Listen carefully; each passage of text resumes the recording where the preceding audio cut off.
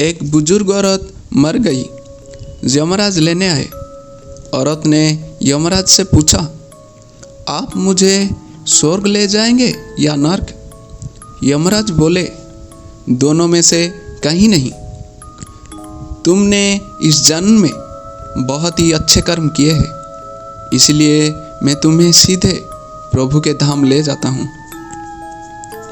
बुजुर्ग औरत बहुत खुश हो गई और बोली, धन्यवाद, पर मेरी आपसे एक विनती है। मैंने यहाँ धरती पर सबसे स्वर्ग और नर्क के बारे में बहुत सुना है, इसलिए मैं एक बार दोनों जगह को देखना चाहती हूँ।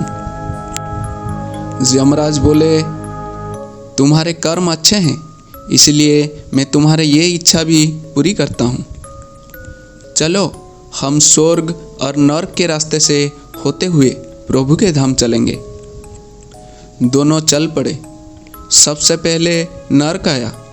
नर्क में बुजुर्ग औरत ने जोर जोर से लोगों के रोने की आवाज़ सुनाई दी। वहाँ नर्क में सभी लोग दुबले पतले और बीमार दिखाई दे रहे थे।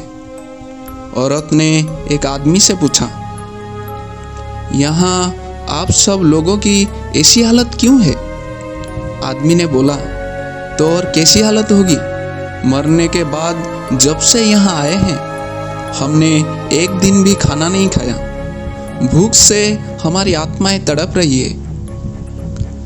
बुजुर्ग औरत की नज़र एक विशाल पतीले पर पड़ी, जो कि लोगों के कद से करीब 100 फीट ऊंचा होगा। उस पतीले के ऊपर एक विशाल चम्मच लटका हुआ था। पतीले में से बहुत ही शानदार खुशबू आ रही थी। बुजुर्ग औरत ने उस आदमी से पूछा, इस पतीले में क्या है? आदमी मायूस होकर बोला, ये पतीला बहुत ही स्वादिष्ट खीर से हर समय भरा रहता है। बुजुर्ग औरत ने हैरानी से पूछा, इसमें खीर है तो आप लोग पेट भर के ये खीर खाते क्यों नहीं? भूख से क्यों तड़प रहे हैं? आदमी रो रो कर बोलने लगा, कैसे खाएं? ये पतीला 100 फीट ऊंचा है। हम में से कोई भी उस पतीले तक नहीं पहुंच पाता। ये सुनकर बुजुर्ग औरत को उन पर तरस आ गया। सोचने लगी, बेचारे खीर का पतीला होते हुए भी भूख से बेहाल है। शायद ईश्वर ने इन्हें यही दंड दिया होगा। अब यमराज बुजुर्ग औरत से बोले, चलो हमें देर हो रही है। दोनों चल पड़े। कुछ दूर चलने पर स्वर्ग आया। वहाँ पर बुजुर्ग औरत को सबके हंसने और खिलखिलाने की आवाज़ सुनाई दी। सब लोग बहुत खुश दिखाई दे रहे थे। उनको खुश देखकर बुजुर्ग औरत बहुत खुश हो गई। पर वहाँ स्वर्ग में भी बुजुर्ग औरत की नज़र वैसे ही 100 फीट ऊंचे पतीले पर पड़ी जैसा नर्क में था। उसके ऊपर भी वैसा ही चम्मच रखा हुआ था। बुजुर्ग औरत ने वहाँ लोगों से पूछा, इस पतीले में क्या है? स्वर्ग के लोग बोले, इसमें बहुत ही स्वादिष्ट खीर है। और वो औरत ने हैरान हो गई और उनसे बोली, पर ये पतीला तो 100 फीट ऊंचा है। आप लोगों तो इस तक पहुंच ही नहीं पाते होगे। उस हिसाब से तो आप लोगों को खाना मिलता ही नहीं होगा। आप लोग भूख से बेहाल होंगे। पर मुझे तो आप सब बहुत खुश लग रहे हो। ऐसा कैसे?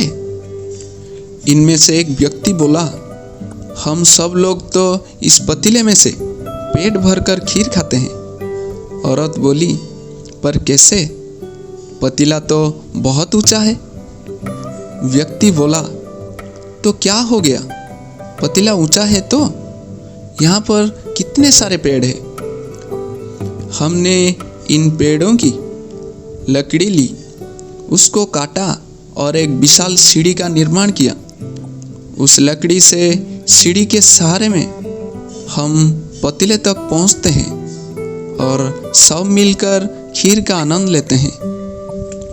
बुजुर्ग औरत यमराज की तरफ देखने लगी। यमराज मुस्कुराए और बोले, ईश्वर ने स्वर्ग और नर्क मनुष्य के हाथ में सौंप रखा है। चाहे तो अपने लिए नर्क बना ले और चाहे तो अपने लिए स्वर्ग। ईश्वर ने सबको एक समान हालतों में डाला है।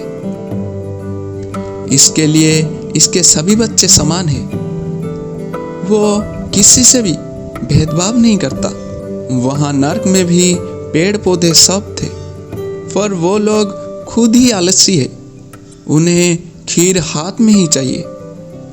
वो कोई कर्म नहीं चाहते, कोई मेहनत नहीं करना चाहते, इसलिए भूख से बेहाल है। क्योंकि यही तो ईश्वर की बनाई इस दुनिया का नियम है। जो कर्म करेगा, मेहनत करेगा, उसको मीठा फल खाने को अवश्य मिलेगा। स्वर्ग के सपने छोड़ दो, नर्क का डर छोड़ दो। बस आपकी वजह से किसी का दिल ना दुखे, इतना सोचो और बाकी सब कुदरत पर छोड़ दो। अगर आपको ये स्वर्ग और नर्क की कहानी अच्छी लगी हो तो इसे अपने दोस्त के साथ ज़रूर शेयर करें। धन्यवाद।